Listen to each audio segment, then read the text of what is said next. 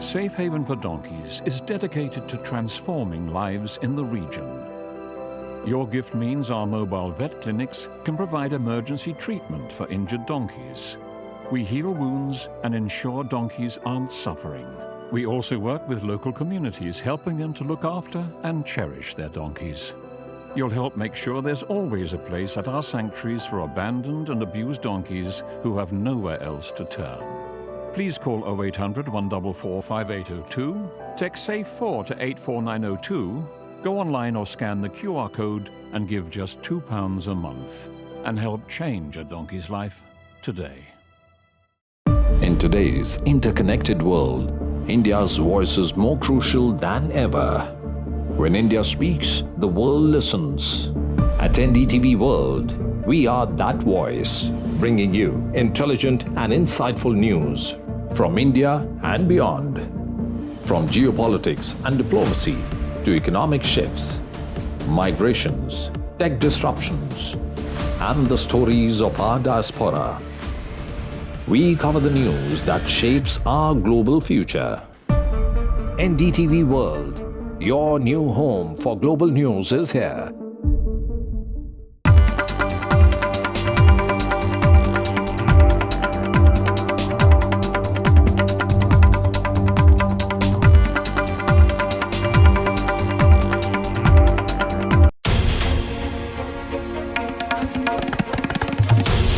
This is NDTV, and you're watching NDTV 24/7.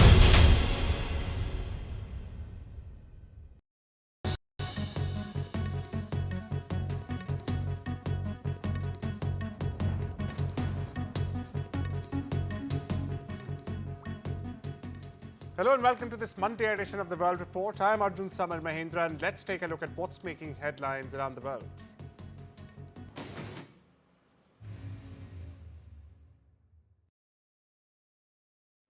First up, the line of control in border areas remained largely peaceful, the Indian Army said on Monday. Now, this is less than 2 days after the two nuclear-armed neighbours agreed to a truce. The night remained largely peaceful across J&K and other areas along the international border. No incidents have been reported, marking the first calm night in recent days. Now, the army sources told this to NDTV. Meanwhile, India and Pakistan have reached an understanding to stop all firings and military actions on land, air and the sea, with immediate effect from 5 p.m. on Saturday. However, Pakistan violated the ceasefire agreement within hours. A day after this, India declared that Pakistan had been, in fact, put on notice.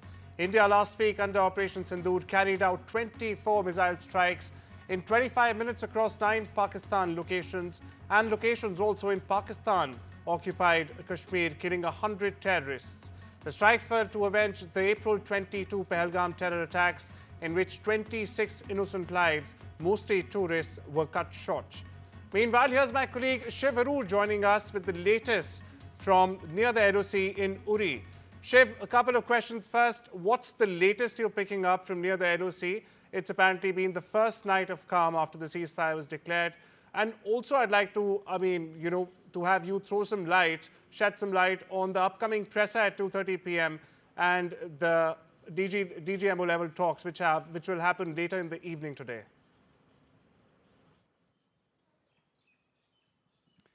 Arjun, thanks for having me. Yes, I am at the line of control in Uri. This is a village called Tilawadi, which happens to be the last village before the line of control, the final post, and POK is what you actually see behind me. It's the first night of calm and the first day of calm in the last 5 days is a little unreal, because in the last few occasions that we visited the forward areas, it has been punctuated by the sound of artillery fire and ceasefire violations. All is quiet right now, even though people haven't really returned to these forward villages, because there is the risk of unexploded ordnance and shells that still needs to be taken care of by bomb disposal authorities, and the villages haven't been sanitized just yet. So we're waiting on that. So we've come here just to do do a spot check of that. As far as the briefing is concerned, it'll be the second big briefing by the armed forces in the last 2 days. Yesterday, they had a huge briefing. It was magnificent. Lots of information came out about the nature of the attacks, the strikes, and what the military objectives were that had been very successfully achieved. That stands to happen in just a few minutes from now at about 2:30 p.m. That hasn't been postponed. But Arjun, what has been postponed, interestingly, is the Directorate General of Military Operations talks. The DGMO talks that were supposed to happen at 12. We were told that they had happened. Then there was a backtrack on that, and now we've been told it's taking place at some point in the evening, maybe around 5 p.m.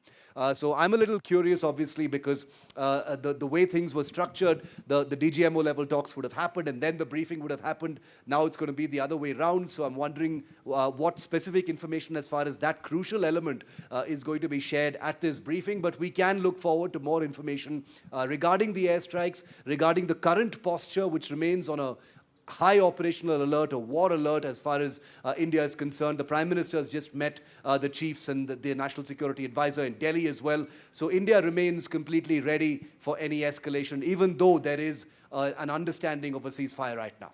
Thank you so much for getting us the latest, Shiv. And of course, we'll be following all of the pressers and the developments with the Hawkeye here at NDTV World and NDTV 24/7. Moving on for now, the US and China have agreed to lower tariffs for the next 90 days. Now, in a major de-escalation in the tariff war that has been threatening to cut off trade between the world's two largest economies. Now, as a part of an agreement hammered out in Geneva, the US will lower tariffs on Chinese goods to 30% from the existing 145%. In response, China will reduce duties on US imports to 10% from 125%. Now, viewers, Washington and Beijing have been locked in an escalating trade war since early April nonetheless, when Trump lifted tariffs on Chinese imports and China imposed retaliatory duties. The punitive duties have damaged trade between the countries, with Bezant acknowledging last month that the situation was unsustainable. Here's a report. I'm happy to report that we've made substantial progress between the United States and China in these very important trade talks. After months of rising tensions, signs of thaw are emerging between the world's two largest economies, the United States and China. The US Treasury Secretary Scott Bessent has said substantial progress has been made in de-escalating the trade war with China. The announcement followed a weekend of high-level closed-door talks in Geneva with China's Vice Premier, the first such meeting since US President Donald Trump slapped sweeping tariffs on Chinese goods earlier this year. President Trump was quick to hail the talks as a total reset in relations. In a social media post, he described the negotiations as very good and conducted in a friendly but constructive manner. For President Trump, the ultimate goal is opening up China to American business. The trade war has taken a heavy toll on both sides. Washington imposed tariffs of up to 145% on Chinese imports. Beijing hit back with 125% tariffs on American goods. Yet, despite the tit-for-tat escalation, the US maintained it won't lower tariffs unilaterally. China, in turn, insisted concessions from Washington.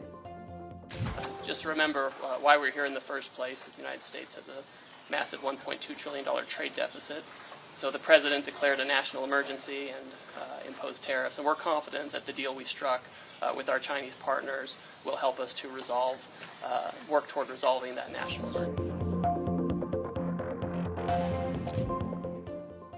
The economic impact has been tangible.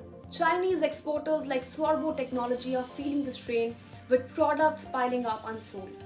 Meanwhile, the United States economy shrank by 0.3% in the first quarter as businesses rushed to import goods before higher tariffs kicked in. The US-China dispute is a part of a broader trade offensive by the Trump administration. Just last month, President Trump unveiled a universal baseline tariff on all imports, branding the move as Liberation Day. 60 trading partners, including China and the European Union, faced even steeper penalties for what the White House called years of unfair trade. Steel, aluminium, and auto sector tariffs have been hit particularly hard. Yet, there have been breakthroughs elsewhere, like the recent US-UK deal to lower car tariffs from 25% to 10% on capped volume of exports. As the dust settles on Geneva's talks, the world watches closely to see whether US-China trade talks are truly headed for a reset or just another round of brinkmanship. In West Asia, Hamas says Eden Alexander, the last living American hostage in Gaza, in fact, will be released as part of efforts to establish a ceasefire, reopen crossings into the Israeli blockaded territory, and resume the delivery of aid back into the enclave. The Hamas statement Sunday night does not, however, say when the release will happen. The announcement comes shortly before US President Donald Trump visits the Middle East this week. Now, Trump is not planning to visit Israel, interestingly. Alexander is an Israeli-American soldier who grew up in the United States. He was abducted from his base during the October 7, 2023 Hamas-led terror attack that ignited, in fact, the war in Gaza. Ukrainian President Volodymyr Zelensky said he expected to meet Russian President Vladimir Putin in Turkey this week in what could mark a turning point very well for the ongoing war. Now, Zelensky's announcement that he will be, in fact, be waiting for Putin personally came a day after European leaders, in fact, gathered in Kiev to pressure Moscow to accept an unconditional 30-day ceasefire. Now, listen to what the Kremlin spokesperson, Dmitry Peskov, in this case, said. President Putin is open for peace negotiations without any preconditions. We thought that President Trump was going to use his enormous influence over Ukraine to get Ukraine closer to the idea of negotiations. Ukraine is trying to escape from negotiations. While you saw that, here's a special report, in fact, on how things currently stand between Moscow and Kiev ahead of the purported May 15 meet. Take a look.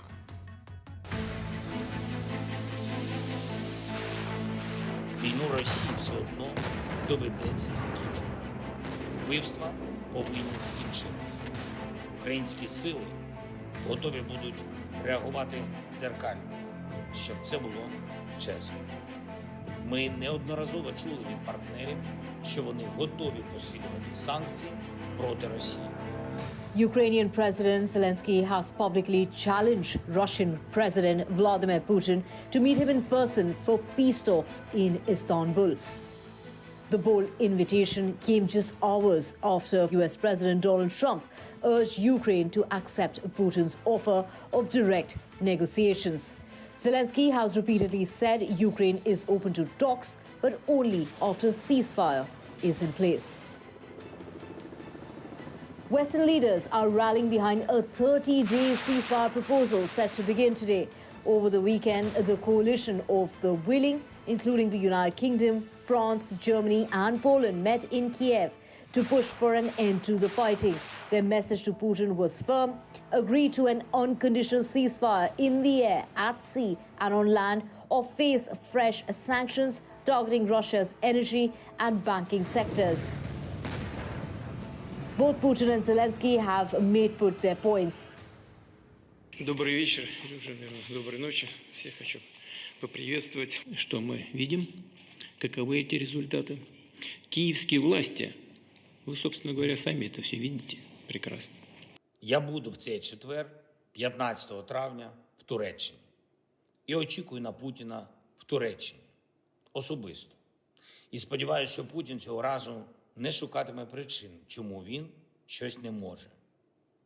Ми готові говорити, щоб закінчити війну. The Russian leader suggested talks could lead to a new truce, framing it as a step towards long-term peace, though skeptics see it as a stalling tactic. It has been more than 3 years since Russia's full-scale invasion of Ukraine. Moscow insists the West must stop arming Ukraine before it considers a ceasefire. Kiev demands a halt to hostilities as a precondition for diplomacy. For now, the world watches whether Thursday's proposed meeting in Istanbul marks the start of real negotiations or just another diplomatic standoff remains to be seen. With Rhythm Arcadia, this is NDTV World.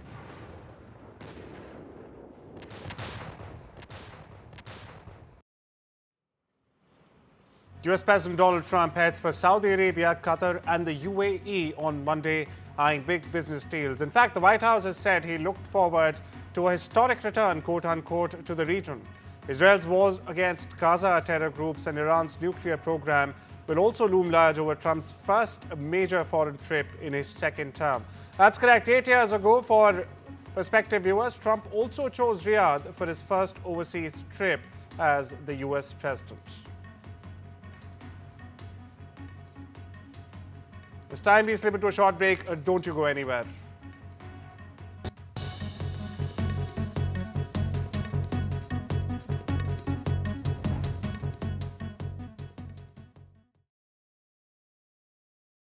Bingo lovers, it's time for a close encounter with Bingo Aliens. Visit bingoaliens.com/bingo for a cosmic range of bingo games. 75-ball bingo, even 90-ball bingo. All from a galaxy far away, direct to you. Taking bingo to another dimension at bingoaliens.com/bingo. If your garage looks like this, you need Tougher Man. A leading supplier of shelving for your home or business. Assembly is quick, easy and boltless. Buy one bay from just $59.99, or you can get 3 bays from only $119.99, saving you nearly £60. Plus you get a 5-year Storelex steel guarantee. Order now at tougherman.co.uk. Whether you're setting up a new nest, starting your own flock, or they just keep on growing, get more time to pay with VeryPay. You can buy now and pay up to 12 months later, and pay no interest, with nothing to pay at checkout. And you can easily keep track of payments in the Very app. More time to pay with VeryPay. In today's interconnected world, India's voice is more crucial than ever. When India speaks, the world listens. At NDTV World, we are that voice, bringing you intelligent and insightful news from India and beyond. From geopolitics and diplomacy to economic shifts, migrations, tech disruptions, and the stories of our diaspora. We cover the news that shapes our global future. NDTV World, your new home for global news, is here. From interesting tech startups to industry-leading companies, politics, sports, culture, curry, cricket. Oh, there's so much to talk about. Like me, if you too thrive on interesting conversations, this is a show you cannot miss. Watch this space to know more about all matters and all people that make Britain what it is today. Out of Britain, with me, Radhika Iyer.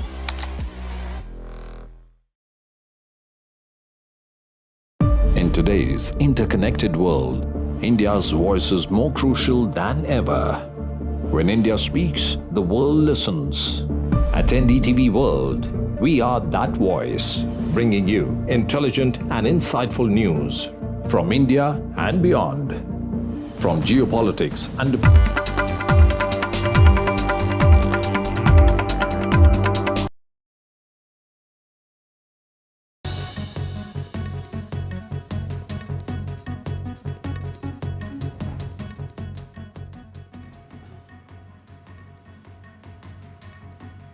Welcome back. You're watching The World Report. Free flights and cash bonuses. Let's take you inside Trump's new plan for migrants who self-deport from the US.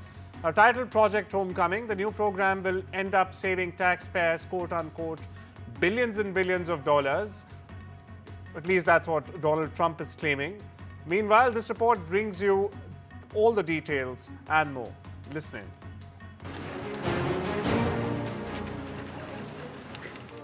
US President Donald Trump has come up with a new policy in his quest to free America of illegal immigrants. Trump ordered the US Department of Homeland Security to recruit at least 20,000 officers who can ensure the smooth enforcement of his new self-deportation policy, dubbed as Project Homecoming. Trump recently shared a video on Truth Social announcing the latest update in his visa policy. The Trump government launched the first ever self-deportation program that allows illegal immigrants to exit the country via the CBP Home app. Today I signed an executive order to launch the first ever self-deportation program for illegal aliens. We are making it as easy as possible for illegal aliens to leave America. Any illegal alien can simply show up at an airport and receive a free flight out of our country. The self-deportation program offers free flights for illegal immigrants to any foreign country to ensure their exit from the U.S. It also incentives self-deportation through a $1,000 exit bonus. Trump claims that with the deportation bonus, the U.S. will save American taxpayers billions. Trump threatened harsh punishments for those who don't self-deport, including legal repercussions, prison sentences, large fines, asset seizures, and wage garnishment. Trump also condemned former President Biden's term for his lax policy on illegal immigrants. Biden had launched the CBP One app to help individuals seeking asylum or entering the U.S. through certain channels to schedule appointments at ports of entry. Yet under Trump, the app has been weaponized to target illegal immigrants. Trump also revoked visas of international students and workers, including those under F1 and H-1B visas, due to student support for pro-Palestinian protests. Trump has made it clear there's no negotiating with illegal immigrants. For him, it is America first and only for Americans. Bureau Report, NDTV World. And across the border, viewers, the Liberal Party in Canada has in fact inched another seat closer to a majority government. Now, this comes after a judicial recount left their candidate as the winner in the Quebec riding of Tariff by a margin of just one vote. Liberal Tatiana Auguste will finish ahead of incumbent Bloc Québécois candidate Nathalie Sinclair-Desharnais. It brings the Liberals to 170 seats in the House of Commons, to just too shy of the 172 mark needed for a majority government. The Bloc seat counts falls to 22 after this loss. In the land down under, Australian Prime Minister Anthony Albanese has announced his new cabinet after a dumped former minister Ed Husic blamed his own criticism of Israel's campaign in Gaza in part for his demotion.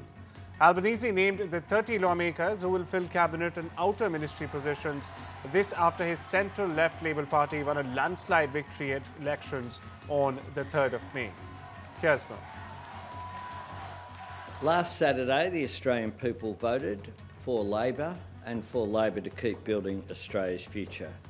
And that is certainly what we intend to do in this, our second term. We'll continue working hard, day and night, for all Australians. We have the largest ALP caucus in history since Federation. A caucus brimming with capacity, talent and energy in both the House of Representatives and the Senate. South Korea's former President Yoon Suk-yeol arrived for the third hearing of his criminal trial via the court's open entrance. For the first time, mind you, on Monday in Seoul. Yoon was ousted in April 4 after he declared martial law in December 2024. He was allowed to use the underground parking lot entrance for the previous two hearings, but the court had recently denied the presidential security's request to use the underground route for this third important hearing. Yoon arrived in a black van and walked up to the entrance as people held signs and chanted. He also encountered the court without answering journalists' questions. Over the Vatican, Italian authorities estimated some 100,000 people were in fact in the St. Peter's Square on Sunday as the newly elected pontiff delivered his first Sunday noon blessing. It was in fact the first time that Leo had returned to the loggia since he first appeared to the world on Thursday evening following his election as Pope, the first from the United States.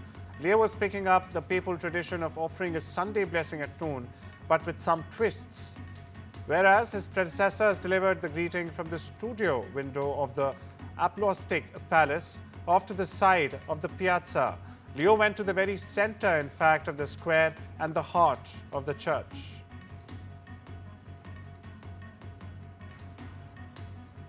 Some business news now. Asian stock markets surged on Monday, driven by positive signals from US-China trade discussions. Key indices like China's CSI 300, Hong Kong's Hang Seng, and Japan's Nikkei experienced significant gains. In India, the BSE Sensex rose by 2,190 points, or 2.76%, taking the overall value to 81,644.56. The Nifty, meanwhile, index jumped to 24,710.05 thanks to the rise of 702.05 base points or 2.92%. According to its prospectus filed on Monday, Chinese battery manufacturer CATL aims to raise at least $3.99 billion in Hong Kong listing, the largest listing globally so far in 2025. Now, according to filings launched with the Hong Kong Stock Exchange, the electric vehicle battery maker is selling 117.9 million shares. Japanese technology investor SoftBank Group is expected to book a quarterly net loss of $184.4 million on Tuesday as early-stage tech startups fell out of favor and losses widened nonetheless major portfolio firms.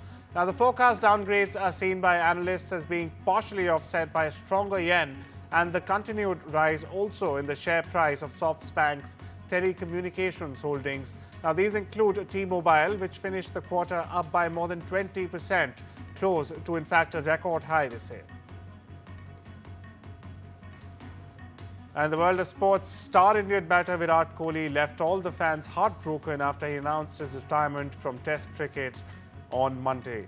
The 36-year-old batter, who made his Test debut in 2011, played a total of 123 tests, scoring over 9,000 runs at an average of over 45 runs a match, now including 30 centuries and 31 fifties, with the highest score of 254.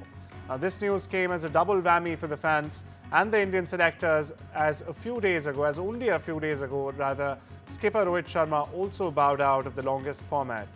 With the two greats now calling time on their Test careers, the selectors, in fact, will be having a headache while picking a squad for the upcoming 5-match series against England. Marvel's Thunderbolts and Ryan Coogler's Sinners are dominating the North American box office charts again. According to studio estimates on Sunday, Thunderbolts took first place with $33.1 million on its second weekend in theaters across the US and Canada as well. Meanwhile, Sinners added $21.1 million in its fourth weekend, crossing the $200 million mark domestically. It was a relatively quiet weekend, however, but the year-to-date box office is still up about 16% as compared to last year, 2024. Now, next week, Final Destination Bloodline should give the marketplace a jolt before Lilo and Stitch and Mission Impossible: The Final Reckoning arrive over Memorial Day. The actor Amber Heard is now a mother of 3. The actor on Sunday wrote on Instagram that she has welcomed twins into the family, a son named Ocean and a daughter named Agnes. She shared the news along with a photo of their tiny feet. That's all we have for you on this Monday. Take care and have a lovely day.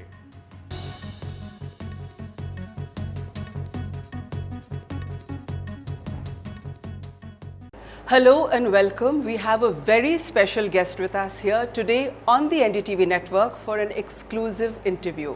It's the Second Lady of the United States, Miss Usha Vance. Miss Vance, NDTV की दर्शकों की तरफ से आपको नमस्कार. You know, there's a lot of curiosity about what's going on in your kitchen. Everyone is most interested because the Vice President himself has said that he was a meat and potatoes man until he met you, and then your mother taught him how to cook. So now everyone wants to know, what is it that he cooks for you? Well, he's very experimental. He'll try anything. So he's done everything from chana masala to has been making a specialty of desserts recently. So our children especially enjoy that. In your home, what does a traditional Indian meal look like? Well, my family is from Andhra Pradesh. And so they have the most amazing cuisine. Yes, I think so. Although we've been enjoying the food of other areas as well while we're here. So my mother and grandmother are both excellent cooks. And my father, too, actually makes very good dosa, pasaratu, things like that. So I mean, I think it looks exactly like what you might imagine. You know, sometimes it's very simple and it's sambar and rice and some sort of kura. Sometimes it's a little bit more complicated and my mom pulls out all the stops and makes pulao or something, or a few dishes. But it's a vegetarian household, so that usually defines it. And the Andhra cuisine is famous for its chutneys. Do you manage to get all the ingredients together there? I am not a preparer of chutneys, but my grandmother makes wonderful chutneys, and I think she manages to figure it all out. She gets the ingredients at the Indian stores near us.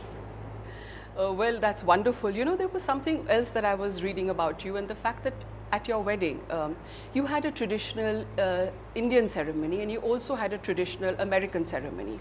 And it's a beautiful metaphor for the way people across the globe are coming together culturally. And was that very important to you? Well, it was very important. We got married in Kentucky, which is the state where my husband's family was from, but we had so many people fly from all over the world, including India. And so both our guest list and the ceremonies were sort of a representation of our very different backgrounds coming together. And you know, my parents, of course, were married in a traditional Hindu ceremony. And so when I imagined weddings and what that might look like, I imagined the pictures that I'd seen of them. But what did you and the Vice President like, especially at the Amer Fort? Well, I mean, obviously the architecture is spectacular, and we really enjoyed seeing the mix of cultures that were brought in when they were building it in the first instance. So you see the Persian influence, and of course you see elements of Hinduism with the lotus references, and it was just a really interesting representation of the position that the Mughal Empire had at the time and the way that they were sort of projecting themselves. So it was a fascinating study in history.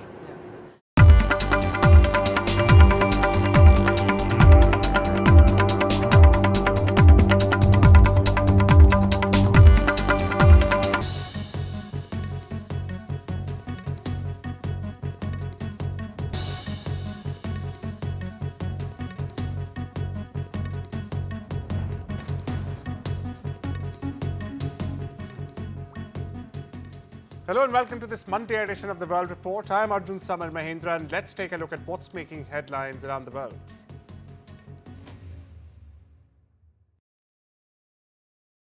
First up, the line of control in border areas remained largely peaceful, the Indian Army said on Monday. Now, this is less than 2 days after the two nuclear-armed neighbours agreed to a truce. The night remained largely peaceful across J&K and other areas along the international border. No incidents have been reported, marking the first calm night in recent days. Now, the army sources told this to NDTV. Meanwhile, India and Pakistan have reached an understanding to stop all firings and military actions on land, air and the sea, with immediate effect from 5 p.m. on Saturday. However, Pakistan violated the ceasefire agreement within hours. A day after this, India declared that Pakistan had been, in fact, put on notice. India last week under Operation Sindoor carried out 24 missile strikes in 25 minutes across 9 Pakistan locations and locations also in Pakistan-occupied Kashmir, killing 100 terrorists. The strikes were to avenge the April 22 Pahalgam terror attacks in which 26 innocent lives, mostly tourists, were cut short.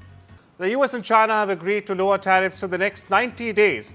Now, in a major de-escalation in the tariff war that has been threatening to cut off trade between the world's two largest economies. Now, as a part of an agreement hammered out in Geneva, the US will lower tariffs on Chinese goods to 30% from the existing 145%. In response, China will reduce duties on US imports to 10% from 125%.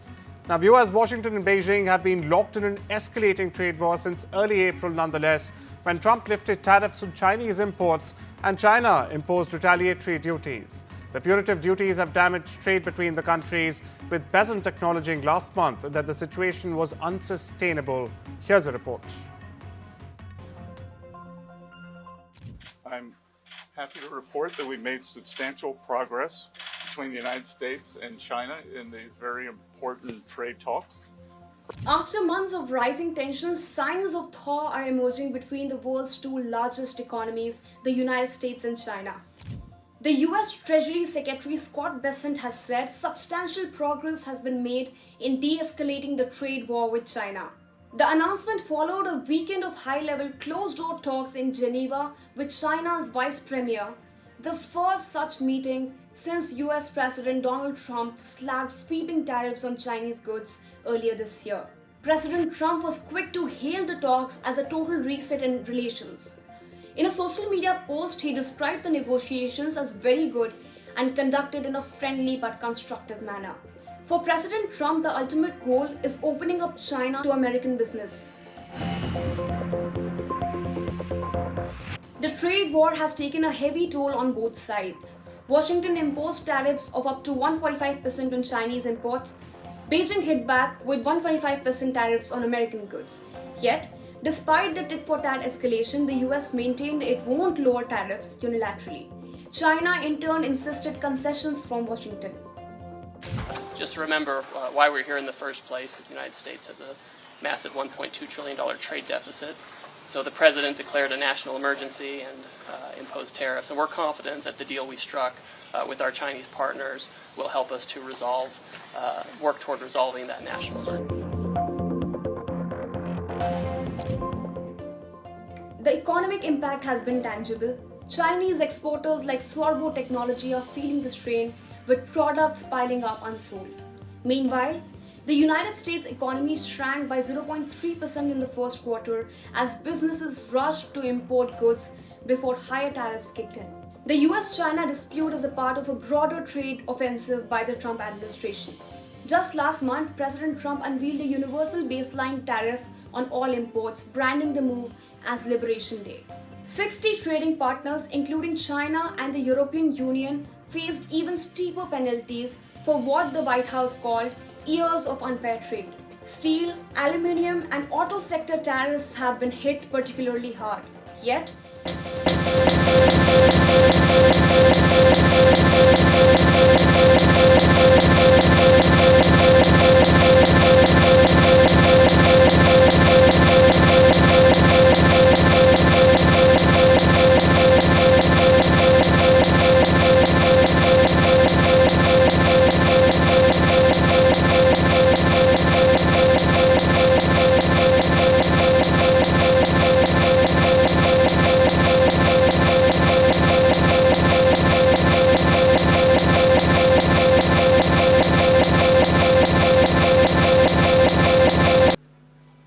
to his right is Lieutenant General Rajiv Ghai, Director General Military Operations. He will cover the land aspects. And to my immediate right is Vice Admiral A.N. Pramod, the Director General Naval Operations. Following their briefings, we will be having a few question and answers. May I now request the DG Air Operations to commence the proceedings.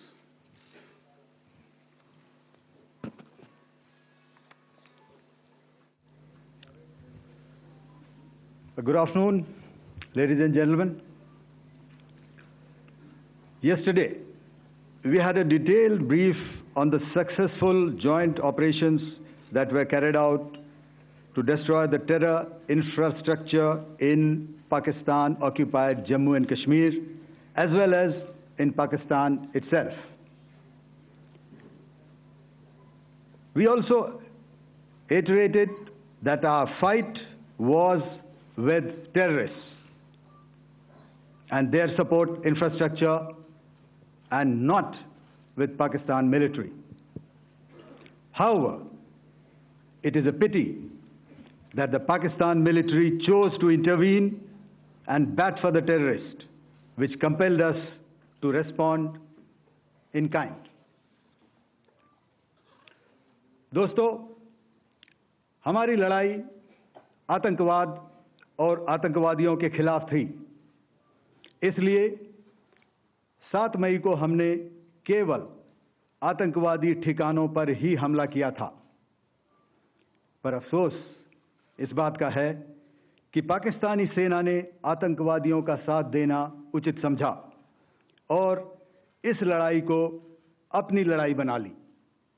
इस परिस्थिति में हमारी जवाबी कार्यवाही अत्यंत आवश्यक थी।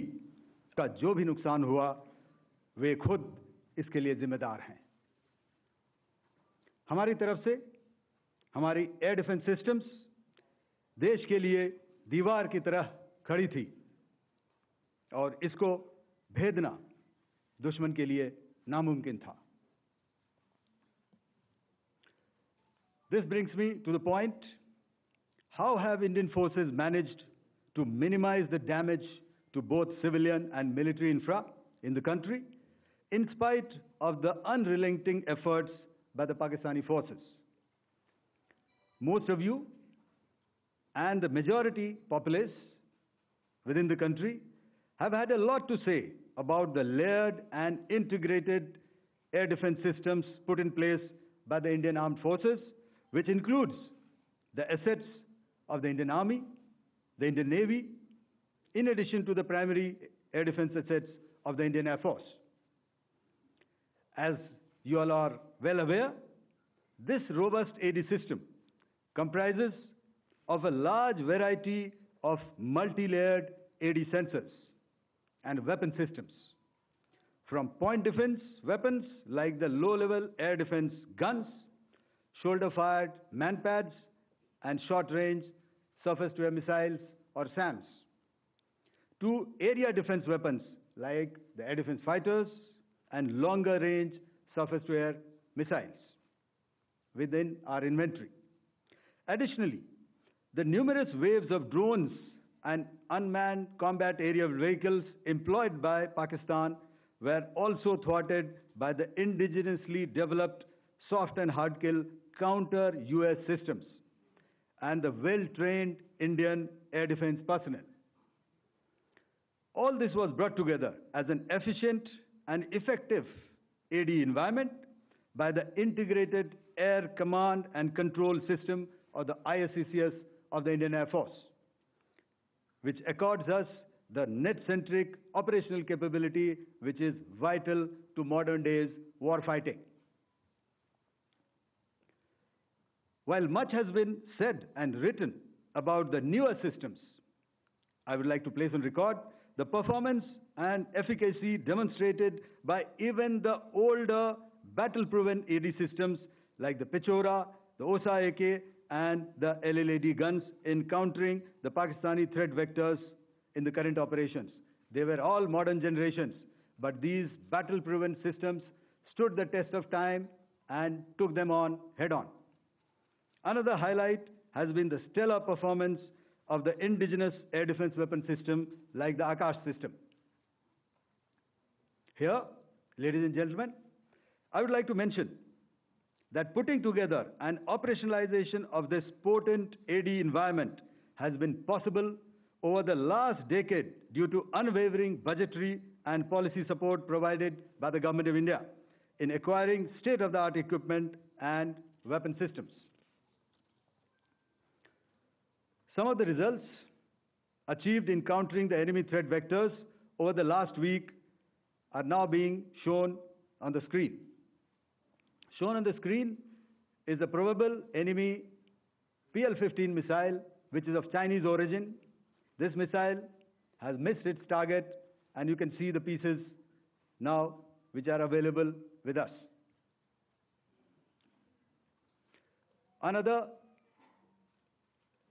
weapon system or weapon which was found was the long-range rocket, the pieces of which you can now see on the screen. We have talked about the loiter munitions and the unmanned aerial systems, and here are some of the glimpses of those systems which we have brought down. To your right, with the right undercarriage or the wheel, you can see is the Yeeha system, which is of Chinese origin with Pakistan. You can see some quadcopters, and you can see one odd Sonka drone hanging by the wire. All these have been brought down by our trained crew and air defense systems. As far as our offensive actions are concerned, yesterday I had already shared some details about the targets engaged by the Indian Air Force.